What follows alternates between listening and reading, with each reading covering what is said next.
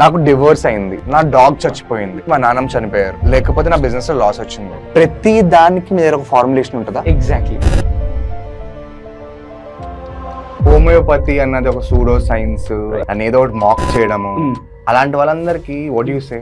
Very extraordinary practice ఉండే డెర్మటాలజిస్ట్లో, aesthetic physicians లో చాలా మంది ఆర్నికా మోంటానా అనే హోమియోపతిక్ మెడిసిన్ ఇస్తారు.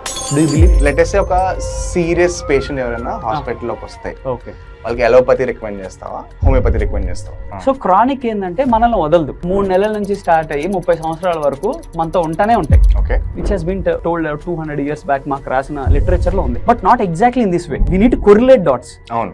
ఒక పేషెంట్ కి హార్ట్ అటాక్ వచ్చింది, ఆయన నా క్లినిక్ వస్తాడా? విల్ హీ చూస్? లేదు.